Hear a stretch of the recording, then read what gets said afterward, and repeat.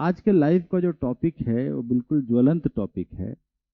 और वो टॉपिक है आपका कि नेपाल में जो फ्लड आया है और नेपाल के फ्लड के कारण हमारा बिहार में क्या होने वाला है तो हम बाद में आएंगे। पहले हम ये समझना चाहेंगे कि फ्लड का मुख्य रीजन क्या था। क्या हम अर्ली वार्निंग सिग्नल दे सकते थे कि नहीं, कि हम अगर पहले बता देते। जैसे हमने निशार लगाया है। निशार मतलब कि NASA, ISRO, synthetic aperture radar. एक रडार लगाया है हिमालय में, और जिस रडार से हम लोग हिमालय को पूरा देखते रहते हैं, समझते रहते हैं। और निशार जो है ये अटैच हुआ है एक सन सिंक्रोनस पोलर ऑर्बिटल सैटेलाइट से। किससे? सन सिंक्रोनस पोलर ऑर्बिटल सैटेलाइट से। और ये सैटेलाइट आपको इमेज लेता रहता है। तो सवाल ये उठता है कि जब हमने नासा के सहयोग से, इसरो ने मिलकर एक ऐसा रडार लगाया है जिससे कि हम पूरे क्लाइमेट को, पूरे मानसून को, नेपाल के फ्लड को, नेपाल के ग्लेशियर को, नेपाल के माउंटेन्स को, वहाँ की वनस्पतियों को, वहाँ के क्लाइमेटिक जोन को हम स्टडी कर ही रहे हैं, तो फिर इसके बारे में हमको क्या पूरी सूचना नहीं मिल पाई? क्या कारण हुआ? तो ये जो हिमालय का जो अर्ली वार्निंग सिस्टम है, अब अर्ली वार्निंग सिस्टम समझना होगा कि अर्ली वार्निंग सिस्टम है क्या। कि मान लिया कि ये एवलांचे आना था, ये घटना घटनी थी, हमको 4 घंटा पहले पता लग जाता है। हम गांव के गांव को हम जो है सो खाली करवा सकते थे। हम जो है रिवर के फ्लो को हम किसी तरीके से डिस्ट्रैक्ट कर सकते थे। हम इतने बड़े डैमेज होने से रोक सकते थे। ये अर्ली वार्निंग सिस्टम। अभी हम फेसबुक पे या सोशल मीडिया पे बहुत तरह की बातें आ रही है, चाइना की गलती है, इंडिया का वार्निंग सिस्टम क्यों फेल हो गया, ये सभी बातें चक्र हो रही है। लेकिन हम as a civil services aspirant, IAS के विद्यार्थी हैं, यूपीएससी के विद्यार्थी हैं, बीपीएससी के विद्यार्थी हैं, हमको बहुत लॉजिकल वे में, वेरी साइंटिफिक वे में इसको समझना होगा। तो ये आपको जो मैं टॉपिक आज बता रहा हूँ, ये टॉपिक बहुत इंटरेस्टिंग है, बहुत अच्छा है।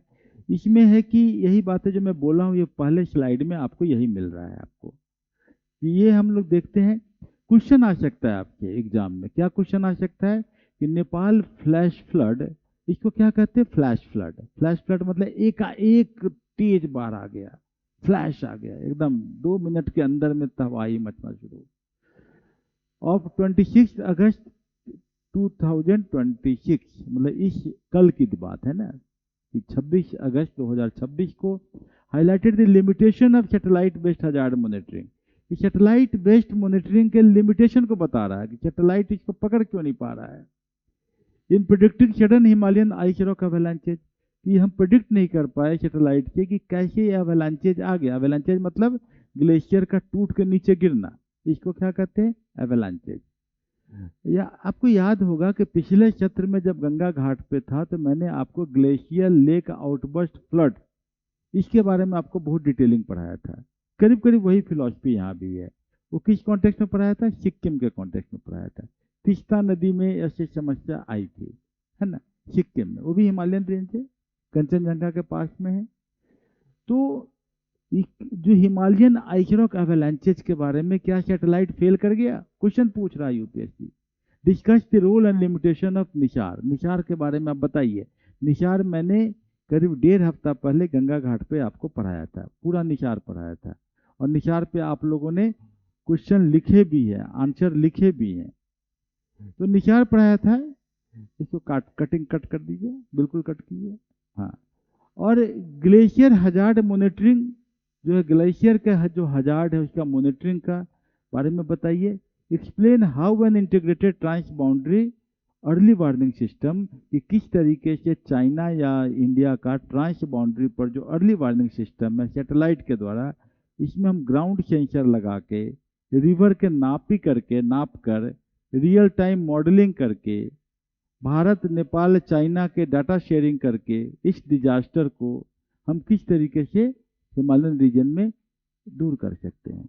ये क्वेश्चन जो है आप उनको ब्लॉक कर दीजिए, उनको ब्लॉक कीजिए पहले, है ना। तो कोई दिक्कत नहीं है, उनको रहने दीजिए, माइक को उनको ब्लॉक कर दीजिए। ये कोई बार बार फोन कर रहे हैं, उनको ब्लॉक कीजिए, ब्लॉक कर दीजिए। और इसको जो है और कोई मोड होता है, मोड में डाल दीजिए ताकि हमारा ये क्लास लाइव चल रहा है। ठीक है, तो ये नेपाल फ्लश फ्लड के बारे में हम नीचे के स्लाइड में इसको देखते हैं कि कैसे डेवलप हुआ, इसको थोड़ा समझना होगा। ये आपको मैं यहाँ पर थोड़ा बढ़ा देता हूँ, इसको डिटेलिंग कर देता हूँ, यहाँ से आपको एक आइडिया लग जाएगा। ये देखिए, ये आपका एक ऊपर में दिया हुआ है कि प्रिलिमिनरी असेसमेंट इंडिकेट करता है कि डिजास्टर जो है लार्ज ग्लेशियर या आइस रॉक के कोलैप्स के कारण हुआ। मतलब ग्लेशियर या आइस रॉक कोलैप्स करके नीचे गिर गया। कहाँ पर? तिब्बत नेपाल बॉर्डर पर। ये जगह कौन सा है ये मार्क कर लीजिएगा। काठमांडू से पश्चिम के साइड में है, क्योंकि जो हमारा गंडकी रिवर जो है वो जहाँ से मुक्ति धाम जहाँ है उस साइड में आप देखिए उधर, है ना। तो काठमांडू से आपको पश्चिम, मतलब सुदूर पश्चिम कहेंगे उसको, पिथौरागढ़ और जो तिब्बत का एरिया है वहाँ पर, दरअसल है चाइना में। ये आपको मैप में यहाँ पर थोड़ा सा यहाँ दिख रहा होगा, या चाइना तिब्बत। जो स्टूडेंट इसको पढ़ रहे हैं उनको तो नोट्स मिलेगा ही, हमारे ऐप पे है। और ऐप पे आपको जो नोट्स मिलेगा हमारे वीडियो के नीचे, वहाँ पर आपको ये डायग्राम क्लियर हो जाएगा। यहाँ दिख रहा है कि एक लेंडे खोड़ा एक जगह है। क्या है? लेंडे खोड़ा ओरिजिन एरिया है। यहाँ से त्रिशूली रिवर है, और ये त्रिशूली रिवर जो है ये यहाँ से आपको जा रहा है। यहाँ पर जो आपका मेन जो हम लोग अभी पढ़ रहे हैं, यहाँ पर क्या है? ग्लेशियर और आइस रॉक का इनस्टेबिलिटी हो गया है। एक क्लाइमेट चेंज क्यों हो रहा है? क्योंकि हाई टेम्परेचर या हीट जो हमारा ज़्यादा बढ़ रहा है धरती पर, इसके कारण ग्लेशियर अनस्टेबल तो हर जगह हो रहे हैं। आपको ये भी बताया गया कि आर्कटिक रीजन में, मतलब फिनलैंड, नॉर्वे वगैरह एरिया में, वहाँ भी आपको मेल्टिंग के होने लगा है। ये समस्या तो आ रही है। अंटार्कटिक रीजन में भी समस्या अभी समझने में आ रहा है। ये जो हम लोग रैपिड इंडस्ट्रियलाइजेशन और लाइफ स्टाइल जो हम लोग का हो गया है, इस कारण से ये प्रॉब्लम तो हो रहा है। खैर एनी हाउ, अभी हम इस प्रॉब्लम पर तो हम लोग डिस्कस हमेशा करते ही हैं। हुआ क्या कि ये ग्लेशियर जो है ये आपको थोड़ा सा लूज हो गया। लूज होने के बाद जो रॉक्स या रॉक डेब्रिस के साथ मिक्स हो गया। मिक्स होने के बाद नीचे, ऊपर से नीचे की ओर क्या है? यहाँ पर स्टीप इंग्रेडिएंट है। स्टीप ग्रेडियंट है, मतलब कि ऊपर से तेजी से नीचे आ रहा है। तो क्या हो रहा है कि आपका जो माउंटेन है उसके ऊपर जो ग्लेशियर है जो काफ़ी ठंडा है, मतलब कि 8,000 फीट से ऊपर जैसे ही होगा तो बहुत पूरा बर्फ ही बर्फ रहेगा। वो जो है आपका टूटा, पत्थर को लिया, मलबा को लिया और लेके नीचे आया, और नीचे आके यहाँ पर जो रिवर को ब्लॉक कर दिया। यही कहानी है। ये क्या कर दिया? खुद से बांध बना दिया, किसी आदमी ने नहीं बांध बनाया। वो ग्लेशियर टूटा, बर्फ अभी पिघला भी नहीं, नीचे आपका जो है रिवर जो गिर रहा है, ग्लेशियर से मेल्ट होकर रिवर जा रहा है, उसको ब्लॉक कर दिया। और ऐसा ब्लॉक कर दिया कि पानी अब कहाँ रह जाएगा? पानी पीछे रुक जाएगा। और पानी ऊंचाई पर रुक गई। 8,000 फीट ऊंचाई पर पानी रुका हुआ है। वो पानी क्या है? हाइड्रोजन बम है, वाटर बम है।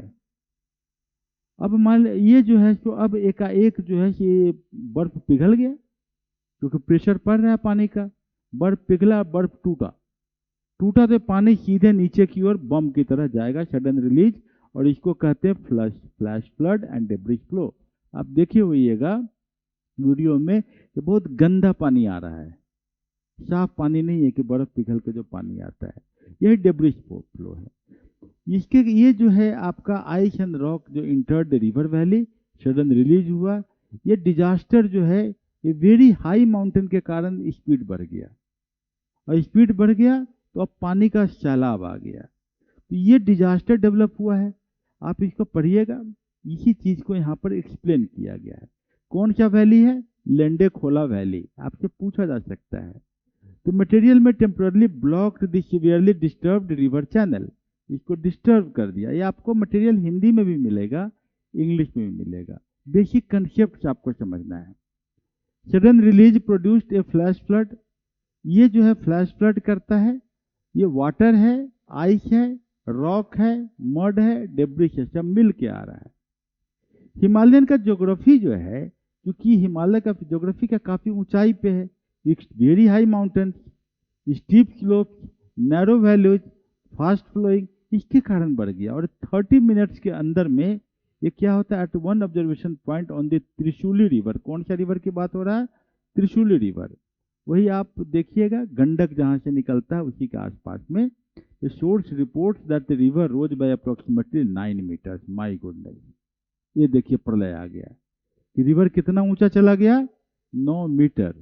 आपके गंगा में अगर 1 मीटर पानी चला आए तो रूनी सैदपुर बह जाएगा, इस तरह की स्थिति हो जाएगी। एकाएक अगर बढ़ जाए, स्वेलिंग कर जाए, तो धीरे धीरे बढ़ता है तो लोग उसको फैलने लगता है। नहीं तो क्या हुआ कि रिवर कोर्स में एकाएक आपको 9 मीटर बढ़ जाए, ये क्या है, ये वाटर बॉम्ब है, ये तो कुछ भी तबाही ला सकता है इन 30 मिनट्स। और एक्सेप्शनल स्पीड और फ्लड वेव आ गया। तो क्लियर है, ये आपको पढ़ने की जरूरत है थोड़ा सा। क्या रोल ऑफ क्लाइमेट चेंज, हमको इसको देखना है कि क्या इसमें क्लाइमेट का चेंज है। तो हाँ बिल्कुल, क्लाइमेट चेंज तो हमने बताया ही है, बिल्कुल वही है। ग्लोबल टेम्परेचर बढ़ा रहे हैं आप। अब तो यूरोप में गर्मी आ गई। यूरोप में गर्मी आने की स्थिति ये हो गई कि यूरोप में लोग हीट वेव से मर रहे हैं। जहाँ के लोग एसी नहीं खरीदते थे, वहां पर हीट वेव। और हीट वेव भी ऐसा वैसा नहीं, 135 लोग मर गए। और ये बड़ी हंसने वाली बात नहीं है, ये बड़ी चिंता की बात है कि आपने क्या बना दिया। विलियम वर्ड्सवर्थ का एक पोएम है कि to her fair did the nature think and the human soul that through me ran and much it grieved my heart to think what man has made of man. कि प्रकृति तो आपके लिए है, आपका काम करती है। And to her fair did the nature think the human soul that through me ran. लेकिन ये जो मेरे अंदर की भावना जो उठ रही है, कवि के अंदर की भावना उठ रही है, तो मुझे बहुत बेचैन कर देती है, सोने नहीं देती है, मैं परेशान हो जाता हूँ। तो to her fair did the nature think the human soul through me ran and much it grieved my heart to think. और इससे ज्यादा तकलीफ हमको इस बात की हो रही है कि आदमी ने आदमी के लिए क्या कर दिया है। ये एवलांचेज, ये ग्लेशियर लेक आउटबर्स्ट बस्ट कहीं मैनमेड तो नहीं, इस पर विचार कीजिए। तो ग्रेटर ग्लेशियर, ये जो है ग्लेशियर इस तरह का ग्लेशियर होता है, थोड़ा फोटो जूम करके देख लीजिएगा। ये ग्लेशियर धीरे धीरे मेल्ट होकर रिवर बनता है। जाइए, हम लोग लवासना में थे, ट्रेनिंग में गए थे तो लॉन्ग बैक, तो हम लोग को ले जाया गया था ग्लेशियर दिखाने, तपोवन। और तपोवन में हम लोगों ने क्या देखा कि भाई वहां पर ग्लेशियर, जो गोमुख के पास ग्लेशियर था तपोवन, गोमुख के नीचे था। ऊपर में गए, ऊपर में गए तो बोला गया कि 11 बजे से पहले आप लोग निकल आइएगा, नहीं तो फंस जाइएगा।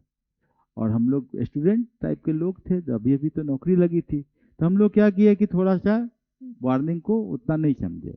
और लोग ग्लेशियर में फैले हुए थे, आराम से लग रहा था कहा फुटबॉल फील्ड की तरह है। और जैसे ही 11 बजा के तैसे ग्लेशियर चटकने लगा, और चटकने लगा, लगता था कि कोई उसके बीच में न घुस जाए कहीं, और नीचे में जाएंगे तो पूरा गायब, फिर जो है सट जाता था। It is very dangerous place. तो एनी हाउ, मतलब कि हुआ नहीं, हम लोग भोजवासा तक आए, लेकिन यही जिक्र करते थे कि लोग जो हैं प्रकृति को, अगर यहाँ पर मान लिया कि गर्मी थोड़ा ज़्यादा पड़ने लगे 8 बजे ही, तो ग्लेशियर का क्या होगा। वो तो 11 बजे के से 2 बजे के बीच की बात होती है। तो ये आपको ग्लेशियर जो है, ये इंस्टेबिलिटी डेवलप करता, बड़ी तेजी से आ रहा है। और तेजी से आने के बाद ये जो है आपको इस तरह का मडी फ्लड लाया आता है। तो high temperature, glacier melting and thinning, glacier retreat and stability, formation of expansion of glacier lake. जब लेक बन गया और लेक में जो है पानी आ गया, और इस पानी के आउटलेट के पास आप रोक दीजिएगा, तो क्या इसको कहेंगे, क्या आप फॉर्मूला कहेंगे जो हम पहले पढ़ा चुके सिक्किम में, ग्लेशियल लेक आउटबर्स्ट फ्लड। ये बहुत सारे लेक हैं, आपको हिमालय में लेक भरे हुए हैं, और ये हमेशा ये होता है। क्या कारण हुआ था उत्तरकाशी में, तो कारण ये हुआ था कि वहाँ किसी फॉरेस्ट ऑफिसर जो है थोड़ा दिमाग ज़्यादा लगा दिया, उसने ऐसे पेड़ लगा दिए जिसकी जड़ें गहरी नहीं थी। क्या हुआ कि बाढ़ का पानी आया, पूरे के पेड़ जो है नदी में जाने लगा। अब वो कितना बड़ा डैमेज करेगा। तो प्रकृति के साथ कभी भी आपको बहुत समझ के साथ, प्रकृति के साथ जुड़ के काम करना पड़ता है। तो हाई रिस्क कोलैप्स हो गया। यही फ्लड वल्नरेबिलिटी नेपाल में हमेशा है। अब आपका यहाँ थोड़ा सा इंडियन ज्योग्राफी समझ लीजिए। भारत में जैसे कि हम सीतामढ़ी जिला के हैं या हमारे मधुबनी जिला में लोग हैं, दरभंगा के लोग, वो लोग बड़े परेशान हैं कि सर इधर तो नहीं आएगा। तो बात यह है कि हम लोगों का जो पानी है वो चूड़े हिल से आता है, ताकि जब पानी बरसेगा नेपाल में तो मधेशिया रीजन का जो थोड़ा सा हिलॉक माउंटेन है, मतलब टर्शरी माउंटेन, तीसरा माउंटेन जो है शिवालिक हिल्स के बाद जो आपका है, वहां से आपको पानी का फ्लो नदी में आता है। सभी नदियां वहीं से निकल रही है, चूड़े हिल से। तो हम लोगों के एरिया मतलब सीतामढ़ी एरिया का इस साइड में जिधर लखनदेई है, अधवारा है, झीम नदी है, यहाँ पर ये इसका पानी का प्रभाव वैसे डायरेक्ट नहीं आएगा। लेकिन गंडक जो है कहाँ से निकल रही है, वो आपको काठमांडू से काफी पश्चिम से निकल रहा है। बागमती कहाँ है, काठमांडू के बगल में है। तो यहाँ पर प्रॉब्लम आएगा। कोशी में तो वैसे भी रिवर फ्लड के कारण स्टीप ग्रेडियंट है, क्योंकि कोशी नदी के सामने में, बीरपुर बारात के सामने में अगर खड़ा होइएगा तो सीधा सामने माउंट एवरेस्ट दिखेगा। तो वहां पर आपको सीधा सामने सामने दिखता है, तो वहां तक ग्रेडियंट वैसे ही हाई रहता है। इसी कारण Kosi is the river of sorrow, दुख का नदी, इसी कारण से। तो आपको मैप जो है आप दिख रहा है कि मैप समझ लीजिएगा। तो मॉनसून रेनफॉल फ्लडिंग का कारण होता है। नेपाल में भी मानसून वही जून से सितंबर के बीच में आता है। तो मानसून रेनफॉल के कारण फ्लडिंग आपको इंडिया के आपको जो आपका बस ये आपका एरिया है बर्गिनिया या आपको ढाका, इसके बाद का एरिया में ये होता है। लेकिन सीतामढ़ी का कुछ पश्चिमी एरिया जो बेलसंड साइड जो होता है, वहां पर आपको इसकी संभावना बढ़ जाएगी, वहां पर पानी आने की संभावना बढ़ेगी। तो रिवर चेन रिलेवेंट है। तो हमारे लिए बिहार के लिए क्या करना होगा, आपको रिवर चेन बनाना पड़ेगा। नेपाल से नदी कौन कहाँ से निकल रहा है, क्योंकि ये क्वेश्चन इंपॉर्टेंट बन रहा है। कल लोग के करंट अफेयर में क्वेश्चन आ जाए तो आप बोलिएगा अरे हमको तो बताया नहीं गया था। जैसे पिछली बार भी मैंने कुछ स्टूडेंट को बताया था कि महाकुंभ के मैनेजमेंट के ऊपर में तुम लोग ऐसे लिख लेना कम से कम 200 वर्ड का, और जिन्होंने लिखा उनको क्वेश्चन मिला। तो आज भी मैं यही बात कहता हूँ कि ऑलवेज बी डायनेमिक, कि आप डायनेमिक साइड से जब पढ़ाई करते हो कि आज जो घटना घटी उसको हम अपने सब्जेक्ट से जोड़ के पढ़ेंगे, तो कहाँ कहाँ मिलेगा आपको क्वेश्चन, करंट अफेयर में मिलेगा, पीटी में मिलेगा, साइंस एंड टेक्नोलॉजी में मिलेगा, और आपको इन्वायरमेंट में मिलेगा, यूपीएससी में। तो एक साधे शब्द से बहुत जगह आपको फायदा हो जाता है। ठीक है, अब हमारा मेन क्वेश्चन, कुड निशार है प्रिडिक्टर डिजास्टर? क्या निशार, निशार का मतलब NASA, ISRO, synthetic aperture radar, ये रडार हम लोगों ने लगाया है। तो निशार जो है ज्वाइंट है मिनिस्ट्री नासा का और इसरो का, और ये हिमालय पे ही कवरेज करता है। तो इसमें हमको क्या दिक्कत हो गया, यहाँ हम संक्षेप में समझा देते हैं कि निशार का काम तो अर्थ ऑब्जर्वेशन करना है। तो दिखता है कि भाई जब इस पे आप काम कर रहे हो तो आप कैसे नहीं देख सकते थे। यहाँ एक समस्या है, निशार जो है ये जुड़ा हुआ है सैटेलाइट से, और सैटेलाइट जो है ये डाटा तो हमेशा भेजता है। जैसे कि मान लिया कि आपका हार्ट का बीट करने के लिए मैंने मशीन को लगा दिया, ये तो डाटा तो भेजता रहेगा, इसमें कोई दिक्कत नहीं है। लेकिन डाटा का एनालिसिस जो है, नेक्स्ट एनालिसिस करने में इसको टाइम लग जाता है, बहुत कम ही एनालिसिस हो पाता। कारण क्या है, क्योंकि ये जो है सन सिंक्रोनस पोलर सैटेलाइट से जुड़ा हुआ है। और जब पोलर सैटेलाइट आप पढ़े हैं, मैंने आपको पढ़ाया ही है, उसमें हमने क्या बताया कि पोल के साथ जो जुड़ता है तो ऑब्जर्वेशन तो बड़ा अच्छा होता है, क्योंकि ऊपर से दिखता है ना, इक्वेटोरियल नहीं है, जियो स्टेशनरी नहीं है, सिंक्रोनस है। दिखता तो अच्छा है, लेकिन इसका साइकिल आता है 12 दिन के बाद, ताकि आज जो डाटा आया उसका एनालिसिस 12 दिन का होगा। लेकिन ये जरूर हुआ होगा, तो वहां पर क्लाइमेटिक चेंज आ रहे होंगे, टेम्परेचर वेरिएशंस आ रहे होंगे, धीरे धीरे आ रहे होंगे, थोड़ा थोड़ा आपको डेवलपमेंट हो रहा होगा, माइन्यूट ऑब्जर्वेशंस आया होगा। लेकिन ये अगर क्लियर अर्ली वार्निंग सिस्टम की आप बात करें तो नासा निशार जो है ये करने में सक्षम नहीं है। ठीक है ना, यही बात बताया जाएगा मॉनिटरिंग। तो निशार जो है, हालांकि यही बताया जा रहा है during day and night, cloud cover के ऊपर से भी देखता है, मॉनसून में भी देख लेता है, रिमोट माउंटेन टेरेन को देख लेता है। निशार ग्लेशियर मूवमेंट को भी देखता है, ग्लेशियर डिफॉर्मेशन देखता है, लैंड डिफॉर्मेशन देखता है, चेंज इन ग्लेशियर लेक देखता है, अनस्टेबल स्लोप देखता है, सटल लैंडस्लाइड प्रोन एरिया देखता है। काम तो सब कर रहा है, लेकिन जो फेसबुक पर सोशल मीडिया में जो गुरु लोग जो बता रहे हैं कि चाइना बता सकता था, इंडिया बता सकता था, यहाँ प्रॉब्लम है कि ये जो है NISAR not simply warn the glacier would collapse. Why? क्योंकि ये एग्जैक्ट टाइम ऑफ डिजास्टर बता ही नहीं सकता है, क्योंकि ये ग्लेशियर का पोजीशन है, सैटेलाइट के थ्रू मैप जा रहा है, ये जो है सिंथेटिक अपर्चर रडार इसको मैप खींच खींच के सैटेलाइट को भेज रहा है, और वहां से पूरा अपना लेबोरेटरी में पूरा समझ में आ रहा है। 12 दिन के बाद समझ में आएगा कि ग्लेशियर ने कितना शिफ्ट किया, क्योंकि पोलर सब सिंक्रोनस सैटेलाइट है। तो अब आपका सवाल ये आएगा कि हम क्या सिस्टम करेंगे कि हमको डे टू डे बेसिस पर हमको पता लग जाएगा, यही सवाल होना चाहिए आपका।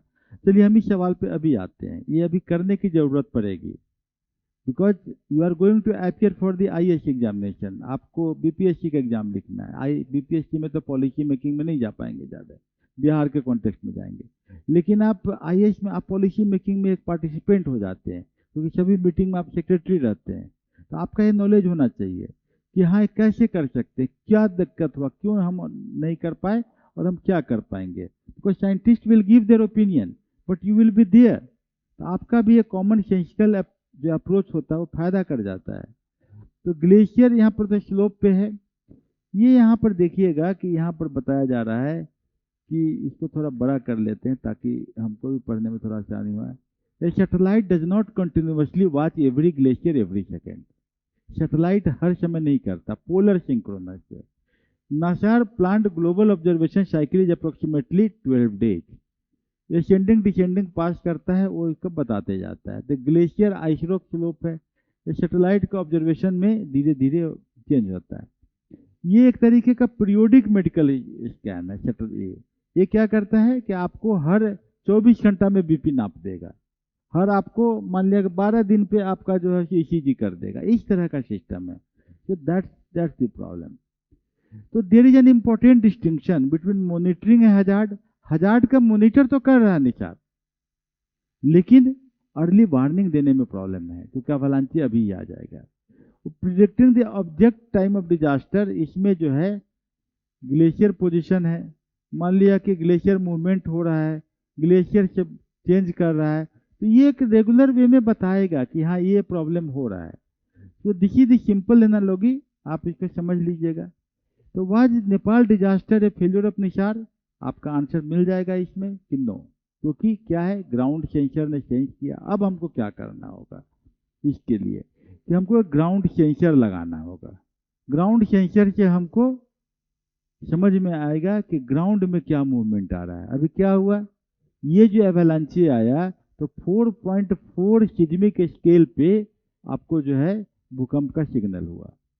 मतलब ग्राउंड का सेंसिंग करने का स्कोप तो हम लोग बना सकते थे कि भाई ग्राउंड में सेंस कर रहे हैं कि ग्राउंड में क्या टेंशन तो नहीं डेवलप हो रहा है, ग्राउंड पे प्रेशर तो नहीं आ रहा है, ये आपको करने की जरूरत होगी। आपको रिवर गेज, रिवर में रेगुलर बेसिस में देखना होगा कि क्या ग्लेशियर जो है तेजी से मतलब पिघल रहा है या नॉर्मल स्पीड में पिघल रहा है। तो ये रेगुलर रिवर गेज लीजिए, सिज्मोमीटर लीजिए, ताकि आप नाप लीजिए कि भाई अर्थ कितना हो रहा है। ऑटोमेटिक वेदर कंडीशंस लीजिए, ताकि आप टेम्परेचर वगैरह को दीजिए। कुछ कैमरा लगाइए, तो कैमरा लगाइएगा। कुछ रियल टाइम मॉडलिंग बनाते रहिए सैटेलाइट से, all the time real time modelling. Communication network और डिजास्टर मैनेजमेंट अथॉरिटी से कांटेक्ट में रखिए। इतने जब पॉइंट हमारे बन जाएंगे, तो किस टॉपिक में सबसे इंपॉर्टेंट है क्वेश्चन आना है, डिजास्टर मैनेजमेंट। किसमें है, जीएस पेपर 3 यूपीएससी में। वहाँ आपको ये लाइन सब याद कर लीजिए, समझ लीजिए, चार्ट बना लीजिए, और इसको जब आप लिखेंगे तो आपका नंबर बहुत अच्छा आएगा। तो सैटेलाइट नीचे। अब हम लोग आते हैं आगे में कि यहाँ पर क्या बोल रहे हैं कि it is more appropriate to say that this was not necessarily a failure of the Nisar.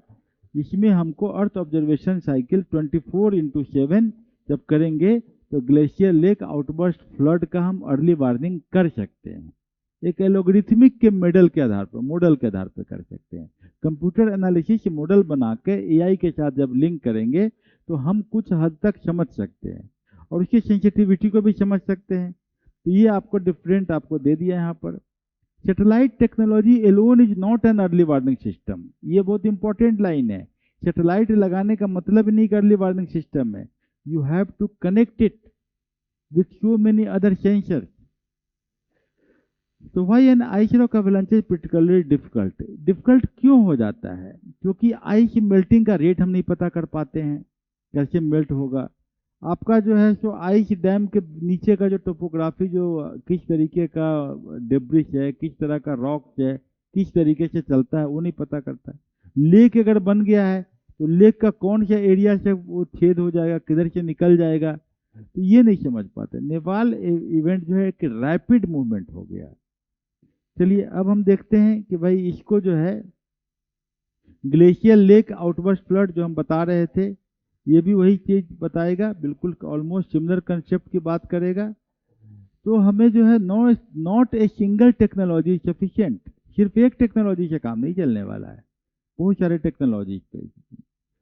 तो ये जो आपको क्या क्या है, layer 1 satellite ground observation, layer 3 model analytics, हम निसार एक है, एक यूरोपियन यूनियन का सैटेलाइट है सेंटिनल-1 एंड सेंटिनल-2, इसको इसके साथ मैच कर दिया जाए ताकि 12 घंटा इसका, उसका भी 12 घंटा और उसका भी 12 घंटा, मतलब कि 3-3 4-4 दिन में अब ऑब्जर्वेशन हमको मिल जाएगा, because it is very unstable region.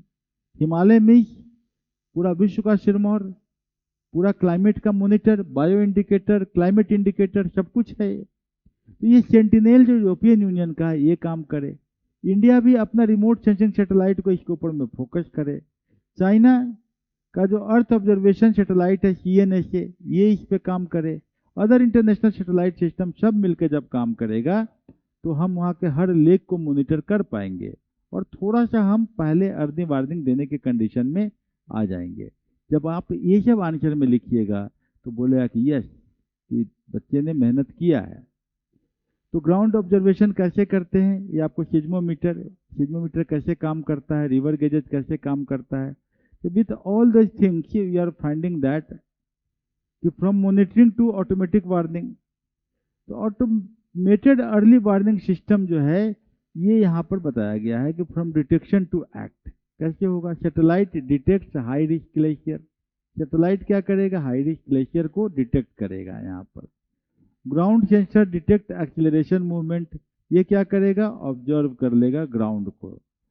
सिज्मोमीटर detect unusual activity, ये कर देगा कि भाई क्या ट्रिगर आ गया।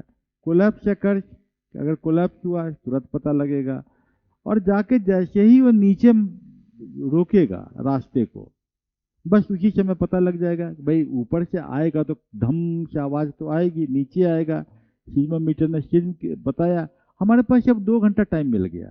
हमने उसी बीच में पूरा जो है डिजास्टर मैनेजमेंट टीम जो है सबको इवैक्यूएट कराना शुरू कर दिया। ऑटोमेटिक कंप्यूटर मॉडल बना देंगे और आपको वार्निंग ट्रांसमिट इमीडिएटली कर देंगे, साइरेंस लगा देंगे, सेल बस और इवैक्यूएशन हमारा हो जाएगा, SMS अलर्ट कर देंगे। तो हमें लगता है कि इसके बाद आपका जो डाउन स्ट्रीम में अलार्म कैसे लगाएंगे भाई, तो अभी हम क्या करेंगे, हम लोग ये समझेंगे कि अभी हमारे लिए क्या समस्या है कि पानी आएगी गंडक में, तो भैंसा लोटन डैम जो है वाल्मीकि नगर में, वो क्या उतने पानी को स्प्रेड होने देगा, बढ़ाएगा आगे उतना पानी? क्या कितने फाटक खोलने पड़ेंगे? तो लगता है कि ये स्प्रेड होने देगा, टाइम हमको मिल जाएगा, क्योंकि ग्रेडियंट नहीं है। चितवन नेशनल पार्क बगल में है तो आएगा, तो चितवन नेशनल पार्क होते हुए तो आएगा वाल्मीकि नगर में। तो चितवन नेशनल पार्क में क्या है, नेशनल पार्क प्लेन एरिया, काफी बड़ा एरिया है, वहाँ स्प्रेड होगा, तो मतलब कि डैम के ऊपर में प्रेशर नहीं आएगा। और हम अभी ऑब्जर्व कर सकते हैं पानी के प्रेशर से कि कितना वहाँ पर पानी का फोर्स रहेगा।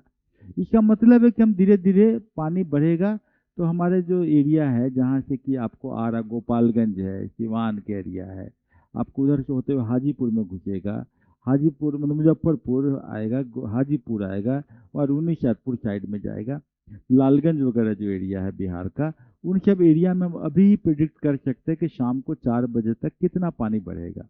पैनिक होने की जरूरत नहीं है। Now we are in a position to understand that what would be the level. और जब गंगा में आएगा तो गंगा से पानी किधर जाएगा, फरक्का डैम होकर निकलेगा। तो फरक्का डैम में कितने फाटक खोले जाएंगे ताकि वो पानी आराम से निकल जाए पानी का फैलाव बाकी जगह मुंगेर उंगेर एरिया में ना हो। हाँ, भागलपुर में प्रॉब्लम हो सकता है, क्योंकि भागलपुर में गंगा में थोड़ा सा भी पानी बढ़ता है तो वहाँ के गांव नज़दीक नज़दीक बसे हुए हैं, वहाँ के गांव में पानी घुस जाता है। तो बीइंग अ प्लानर आपको पूरा को टोटलिटी में समझना पड़ता है। India Nepal China information system and all those things, river gauge कैसे काम करता है इसके बारे में बात किया, और यहाँ पर आपको इंडिया के एग्जिस्टिंग वार्निंग सिस्टम क्या क्या है। तो ये आपको Indian meteorological department, central water commission, geological survey of India, ये सब जो जियो टारगेटेड वार्निंग पहले ही देने के पोजीशन में है। इंडिया नेपाल चाइना का आपका क्या क्या सेफगार्ड है, तो lake level monitoring, water level sensor, Nepal का experiment and community link system, इनके बारे में हम लोगों ने एक डाटा निकाल के दिया है। तो China has developed monitoring system for Himalayan glacier lake, तो इसको हम लोग अपने साथ जोड़ लेंगे। अगर हम शेयरिंग कर ले डाटा को, इंडिया का इनसैट है और नेपाल के साथ हम कर ले, तो ये आपको एक बहुत अच्छा सिस्टम बन जाता है। NISAR, Indian, Chinese, European, other satellites, GPS, seismometer, camera, lake gauges and weather station, और आपको एक अच्छा वार्निंग सिस्टम मिल सकता है जो विलेज लेवल में हम लोग इसको फैला सकते हैं।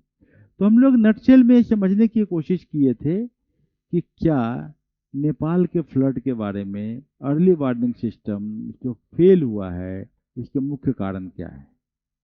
कुछ फेल्योर के कारण तो हैं, हाँ, लेकिन प्रेजेंट सिस्टम जो है इसका दोष नहीं है। इस टेक्नोलॉजिकली हम लोगों ने उस कंडीशंस पर अपने आप को राउंड द टाइम मॉनिटरिंग के लिए तैयार अभी नहीं किया था।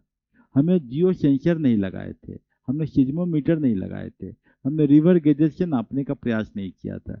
हम राउंड द क्लॉक मॉनिटरिंग करके डाटा शेयरिंग चाइना के साथ, यूरोप के साथ नहीं कर पाए थे। तो अभी ज़रूरत क्या है कि आगे ऐसी घटना की पुनरावृत्ति ना हो, इसके लिए हमें तुरंत ये करना पड़ेगा। और लॉन्ग टर्म मेजर में क्या करना होगा कि क्लाइमेट चेंज जो हो रहा है इसके ऊपर हमें एज ए इमरजेंट मेजर्स हमको प्लानिंग एंड पॉलिसी बनाने पड़ेंगे कि क्लाइमेट चेंज में जो आपको हीट वेव जो बन रहा है या जो क्लाइमेट का जो बदलाव हो रहा है, ग्रीन हाउस गैस इफेक्ट पैदा हो रहा है, इन सबों के लिए हम किस तरीके से इसको ठीक करेंगे। तो माय डियर स्टूडेंट, आज जो है गंगा घाट का जो हम लोग क्लास लेते हैं या हमारे जो बच्चे जो मेंटरिंग में डायरेक्टली हमारे अंदर में है, तो उनके लिए क्या होमवर्क रहेगा कि इस क्वेश्चंस को आप आंसर लिखने की कोशिश कीजिए, और हम आपको एक मॉडल आंसर 400 वर्ड्स में दे देते हैं। आप अपने आंसर को हमारे मॉडल आंसर से मिला के देख लीजिए कि whether you could have done it और नॉट। और ये जब आप लिख लेंगे तो क्वाइट नेचुरल एक क्वेश्चन इन्वायरमेंट का या डिजास्टर मैनेजमेंट का या साइंस एंड टेक्नोलॉजी का या करंट अफेयर का आपका बिल्कुल अच्छी तरीके से तैयार हो जाएगा। तो मैंने क्या कहा कि तैयारी आप मेंस की भी साथ साथ करते जाइए। पीटी तो आपका निकलेगा ही, पीटी का भी क्रैश कोर्स चल रहा है। क्रैश कोर्स में 45 डेज का कोर्स है, 45 डेज के अंदर में आपको 10-12 दिन तो हो ही चुके हैं, और हमारा भी 60 दिन बाकी है एग्जाम होने में।